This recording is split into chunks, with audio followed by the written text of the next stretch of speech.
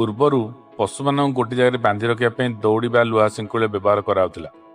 କିନ୍ତୁ ଆଜିର ଏହି ଆଧୁନିକ ଯୁଗରେ ମଣିଷକୁ ଗୋଟିଏ ଜାଗାରେ ବାନ୍ଧି ରଖିବା ପାଇଁ କୌଣସି ଲୁହା ଶୃଙ୍ଖଳ ଦରକାର ପଡ଼ୁନାହିଁ। ମାତ୍ର 1 ମିଟର ଚାର୍ଜିଂ କେବୁଲ ଆଜି ସାରା ମାନବ ଜାତିକୁ ଗୋଲାମ ବନେଇ ଦେଇଛି। ଆଜିର ସବୁଠୁ କଟୁ ସତ୍ୟ ହେଉଛି ଆମେ ସମସ୍ତେ ପରାଧୀନ। ଆମେ ନିଜ ହାତରେ ଏକ ଅଦୃଶ୍ୟ ଶୃଙ୍ଖଳରେ ବାନ୍ଧି ଦେଇଛୁ ନିଜକୁ, ଯାହାର ନାଁ ହେଉଛି ସ୍ମାର୍ଟଫୋନ୍। ଆପଣଙ୍କୁ କ'ଣ ଲାଗୁଛି ଆପଣ ଆପଣଙ୍କ ଫୋନ୍କୁ କଣ୍ଟ୍ରୋଲ କରୁଛନ୍ତି?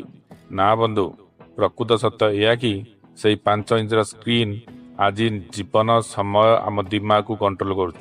ଗୋଟିଏ କଥା ସବୁବେଳେ ମନେ ରଖନ୍ତୁ, ଫୋନ୍ର ବ୍ୟାଟେରୀକୁ 100% କରିବା ଚକ୍କରରେ ନିଜ ଜୀବନର ମୂଲ୍ୟବାନ ସମୟକୁ 0% କରନ୍ତୁ ନାହିଁ।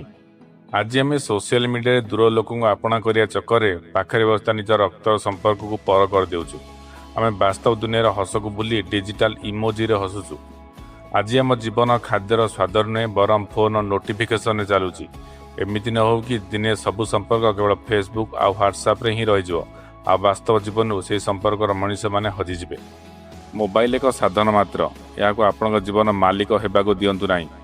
ବନ୍ଧୁମାନେ, ଥରେ ଆଖି ଉଠାଇ ପାଖରେ ଥିବା ଲୋକଙ୍କୁ ଦେଖନ୍ତୁ, ସେମାନଙ୍କ ସହ 2 ପଦ କଥା ହୁଅନ୍ତୁ, ସେମାନଙ୍କ ସୁଖ ଦୁଃଖ ଶୁଣନ୍ତୁ। କାରଣ ସମୟ ଚାଲିଗଲେ ବଜାରରେ ନୂଆ ମୋବାଇଲ ତ ମିଳିଯିବ, କିନ୍ତୁ ହଜିଯାଇଥିବା ଆପଣାର ଲୋକେ ଆଉ ଫେରିବେ ନାହିଁ। ଏହି ମୋବାଇଲ ମାୟାଜାଲରୁ ନିଜ ମୁକ୍ତ କରନ୍ତୁ।